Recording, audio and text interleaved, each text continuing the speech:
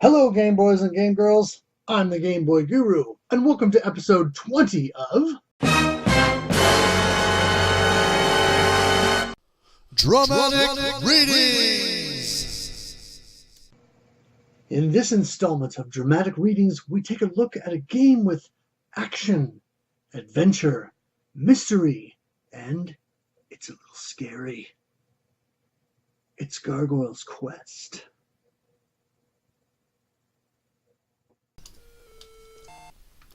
From time to time, video game companies see fit to tinker with their intellectual properties.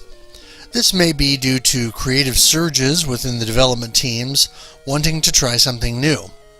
Sometimes, a dev team knows the formula within a given series has become stale or rote, and they feel the need to mix things up. There are examples where changing the formula has had resounding success, such as Konami's Castlevania Symphony of the Night, as well as instances where this approach completely flopped, as was the case with Accolade's Bubsy 3D. Whatever the reason, creative minds generally need to branch out to do different things on occasion, to keep things fresh and flex the creative muscle. Such is the case with Gargoyle's Quest from Capcom. It's sort of an offshoot of the Makaimura series, better known as Ghosts and Goblins or Ghouls and Ghosts. In Japan, the game is known as Redo Arima Makaimura Gaiden, which can be roughly translated as Red Armor, Demon World Village Side Story. Rather than starring the main protagonist of the Ghosts/Ghouls series, Arthur, it actually stars the Red Armor enemy from the original game known as Firebrand. Based on the game's plot, it could be seen as a prequel to the original game, which you find out at the end of the game. Gargoyle's Quest is a side-scrolling action title like its source material, but where the previous games were content just being ultra-difficult, quarter-munching arcade action games, Capcom changes up the formula. Alongside the action sequences, you also have an overhead world, much like a classic JRPG, including towns where you can converse with other ghouls from the ghoul realm and perform other tasks. Each town has someone who will exchange the game's currency, vials, for talismans that act as additional lives. There's also someone who will give you a resurrection spell, aka a password, that you can use to continue your game if you need to power off your Game Boy or you lose all your lives and want to continue your progress near where you left off. The game begins with the requisite story told via scrolling text, then a short bit of exposition via a few conversations seen in the overhead view. Once that sequence is done, you're thrust into the first action level, culminating in a boss fight at the end. Once that first level is done, you're taken to the overhead view and get a chance to walk around the world to find the next town, where you'll discover your next objective. In the overworld sections, you can encounter random battles. Unlike a traditional RPG, however, you're placed back into a side-scrolling action sequence again, with between 1 and 4 enemies you must dispatch to complete that action sequence and go back to the overworld. After each of these random encounters, you'll earn vials, which you can use later to purchase extra lives. When in the overhead view, you can press the A button to access a menu, and you can choose to talk to a person, use an item, check your LVL or level to see what your stats are, what weapons, items, and magic are at your disposal, and so forth. And finally, you can CHK to check or examine an item you see laying on the ground, or look for a secret. The basic flow of the game is thus: explore the overhead world, fight random battles, earn vials, find the town, talk to the town's ghouls, buy extra lives, get your password, then talk to the town's ruler, who will usually task you with a quest, hence the name, to retrieve a magical item or beat a baddie who they can't defeat. Prior to taking on that task, this ruler usually bestows some power or item upon you that will upgrade your attack or your life or defense to aid you in completing your mission.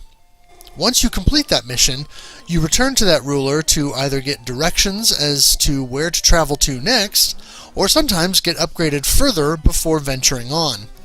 Some areas of the map have bridges you have to cross, which are often devoid of enemies, but are still side-scrolling action sequences, though more focused on avoiding traps, pitfalls, and environmental hazards rather than combat. Each major action stage includes a boss, and as you power up Firebrand, you will often need to use different attacks to take on those bosses, as well as to help traverse the stages themselves. Firebrand has a number of abilities. He can jump in the air with the A button, and because he has wings, by pressing the A button again when he's in the air, he can hover or fly for a brief moment until the W meter at the bottom of the screen is empty. If you jump or fly up to a wall of most any kind, Firebrand will cling to it with his claws. This particular ability is a key component of the game because it's required to traverse each action sequence. It's also key because each time you touch the ground or cling to a wall, the W or wings meter refills, giving you another brief moment or two to fly or hover. When you're clinging to walls, you can fire in the direction opposite of the wall you're on. You can also cling to a wall, jump, then cling to the same wall higher up, allowing you to climb to the top and access more of the stage. If you press the start button while in an action sequence, not only does that pause the game, but you can then select between any of the weapons you have. Also, if you have collected the Essence of the Soul Stream item, it gives you a one-time use ability to refill Firebrand's health during an action sequence. This ability will recharge for subsequent action stages. There are 4 attack types you have to access through the game. The first is a basic flame attack, which you have at the start. The second is a sort of spinning boomerang-like weapon that can also double as a means of breaking certain blocks to clear a path. The third is known as Claw, and is a large ball that, when spit out against a wall of spikes, creates a temporary place for Firebrand to cling to, useful for scaling large walls of spiky terror. The fourth and final weapon, obtained just prior to the final boss battle, is known as Darkfire and is a large flame. This weapon shoots slowly and can only be fired one at a time, but it's required to take on the final boss, the King of Destruction.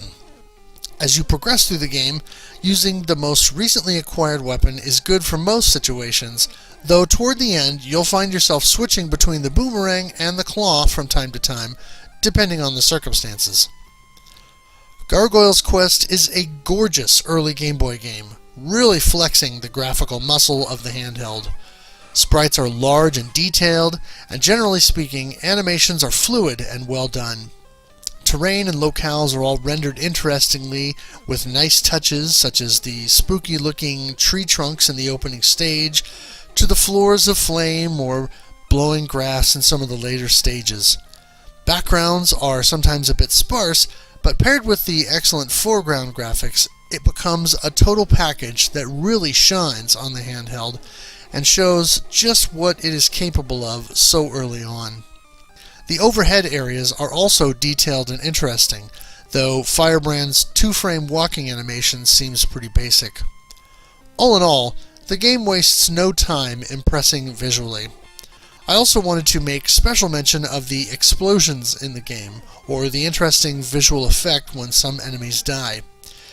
It's a neat effect where the enemy sprite sort of simultaneously explodes and implodes, but with a bit of sideways motion.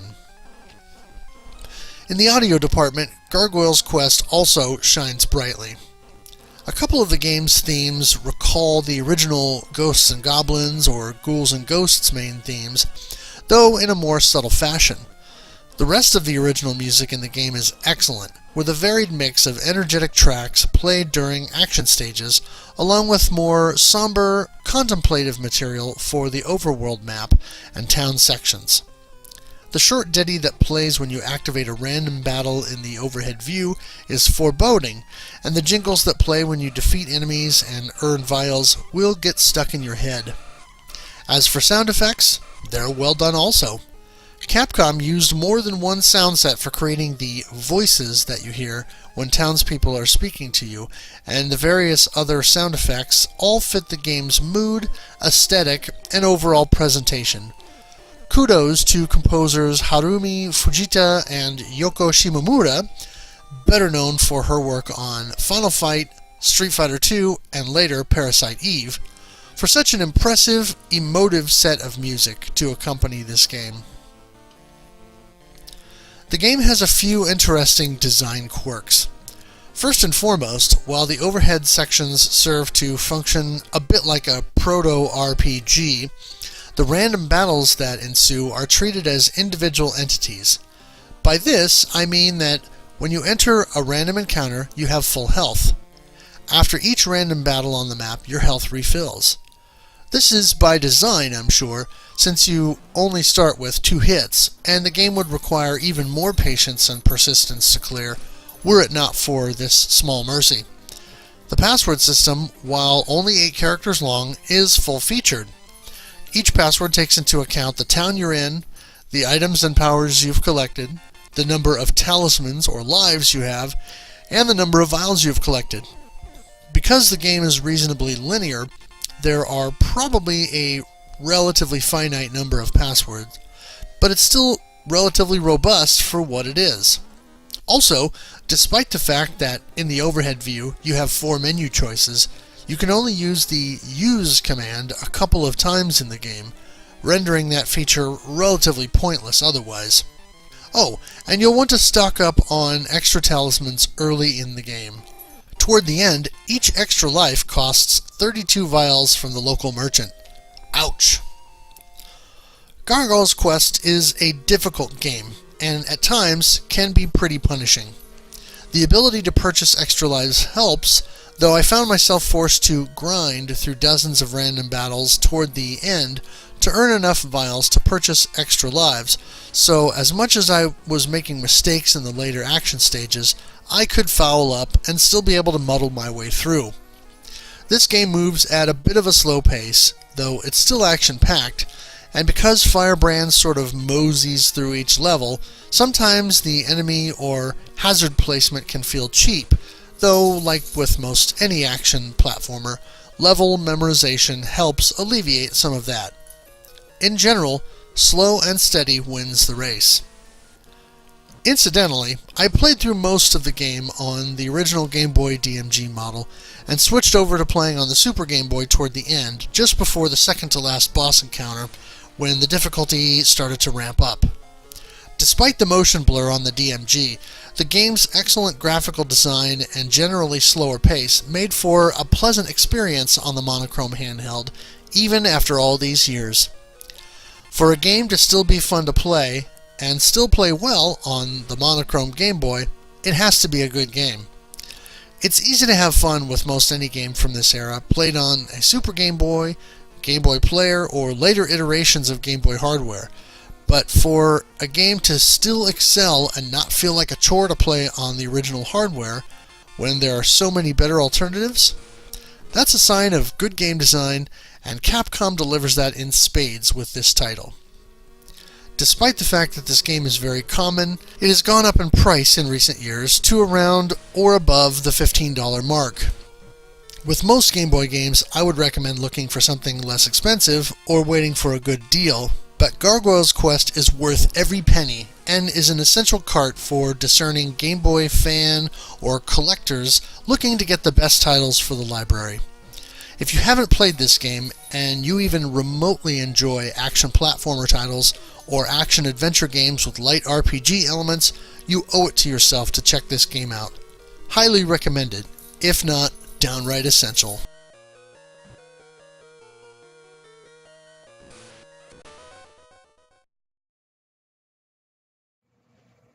And there you have it, folks. Gargoyles Quest is a must-own Game Boy title, packed with action, light RPG elements, a decent story, good adventure. Gargoyles Quest is definitely a Game Boy game that you need to own.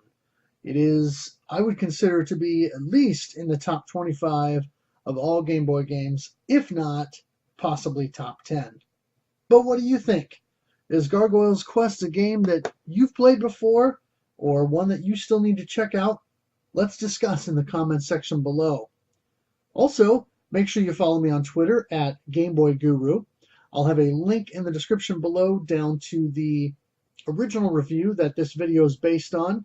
You can find that at gameboyguru.blogspot.com. Also, make sure you check out Nira and his channel. He provided the intro music that I use for all my videos, the Super Mario Land Overworld music. And he's got a bunch of other great chiptune and game music covers on his channel as well, so make sure you go check that out. If you like this video, please consider giving it a thumbs up and consider subscribing to the channel so you can see more content like this. As always, thanks for watching, thanks for playing, and game on.